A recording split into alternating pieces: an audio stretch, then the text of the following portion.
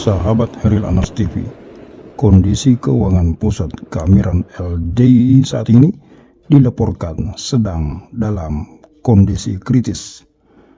Situasi benar-benar krisis dan di ujung tanduk.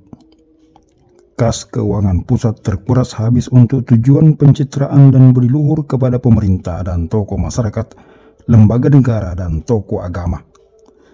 Tenaga sebelah yang selama ini bekerja di lingkungan pondok di pusat keamiran yang menjadi korban.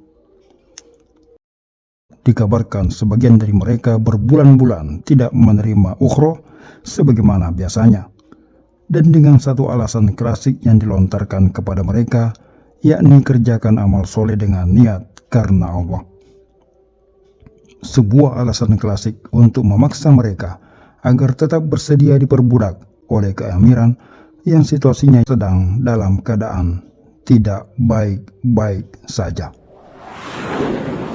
Kemudian untuk Senkong yang jaga keamanan itu ada 12 personil, itu mereka dirumahkan. Itu beberapa informasi yang saya dapatkan.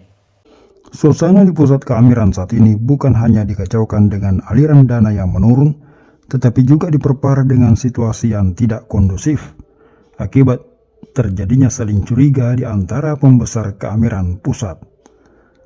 Setidaknya ada 3 kubu yang muncul di pusat keamiran saat ini yang saling mengintai, saling mencurigai, dan saling menyimpan rahasia kelemahan dari masing-masing kubu lawan. Masing-masing kubu itu adalah kubu yang loyal kepada Bapak Imam. Mereka adalah orang-orang yang setia kepada Bapak Imam sebagai pemegang kendali keimaman. Kubu yang kedua adalah kubu Gus Lukman yang memegang data-data, informasi penyelewengan keuangan yang dilakukan keluarga imam terhadap dana persenan, dam haji, kurban pusat, dan lain-lain. Lalu kubu yang ketiga adalah kubu para ustadz dan mubalik-mubalik termasuk para guru-guru pondok yang sesungguhnya telah memahami bahwa mengkafirkan kaum muslimin sebagaimana yang dijadikan pemahaman umum di dalam keamiran LDII selama ini adalah sesuatu yang salah. Kubu ini juga sudah memahami bahwa baiat kepada Bapak Imam bukanlah syarat sahnya keislaman. Dan banyak lagi penyimpangan-penyimpangan di dalam lingkungan LDII yang mereka sudah ketahui. Di dalam kubu ini juga tergabung para generus yang pernah berguru di Haromain bersama para paku bumi yang dinonaktifkan. Ketiga kubu ini semakin hari semakin memperkuat posisi masing-masing, terutama merespon situasi yang terjadi di dalam keamiran LDII yang saat ini semakin krisis. Ditambah pula dengan kondisi kesehatan Bapak Imam yang semakin menurun dari hari ke hari. Ketiga kubu ini masing-masing telah mengambil ancang-ancang untuk merebut jabatan keamiran pusat dengan secara diam-diam menetapkan calon pengganti imam dari kubu masing-masing. Akhirnya yang menjadi korban adalah para jamaah lapisan bawah. Mereka terus dikuras, terutama untuk menutupi keuangan pusat yang saat ini semakin menipis. Sementara biaya operasional pondok semakin membengkak, dana untuk kelancaran budi luhur dan gambui pejabat juga membutuhkan biaya yang tidak sedikit. Sementara pemasukan dari Isrun semakin hari semakin berkurang seiring semakin banyaknya jamaah LDII yang menyatakan diri keluar, baik secara terang-terangan maupun secara diam-diam.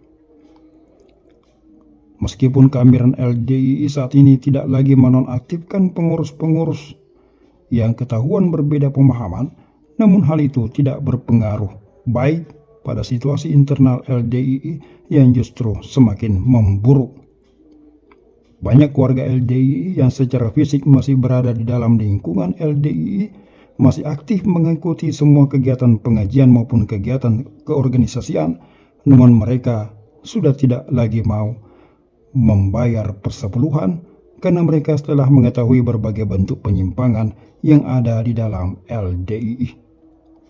Sehingga hal inilah yang semakin memperburuk keadaan di dalam lingkungan LDII dan menyebabkan aliran dana yang masuk ke kas keamiran pusat semakin menukik tajam.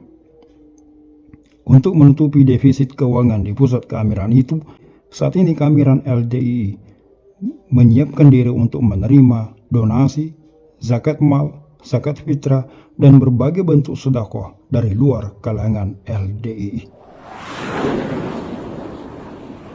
Imbas dari situasi krisis dan kritis itu menyebabkan keamiran LDII mengambil sejumlah keputusan untuk merampingkan tenaga amal soleh, istilah untuk para petugas atau orang-orang LDII yang mengabdikan diri pada pondok LDII, seperti di Pondok Pusat Kediri, Karawang, Pondok Gede Jakarta Timur, dan Pondok Gading.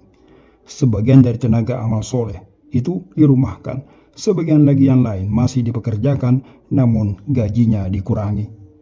Bahkan dilaporkan beberapa dari mereka mengeluh belum menerima ukhro atau gaji sejak beberapa bulan terakhir ini.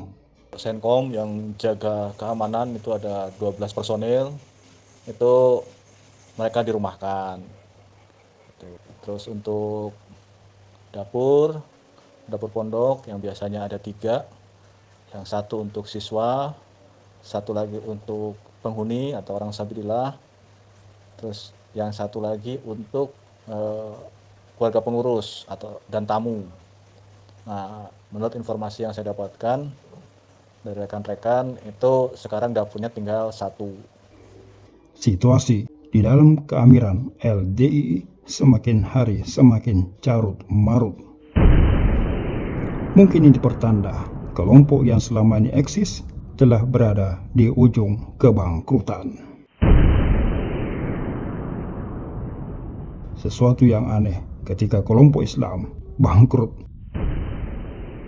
Apakah mereka memang adalah sebuah jaringan bisnis yang mengatasnamakan agama? Wallahu a'lam. Sekian celotehan.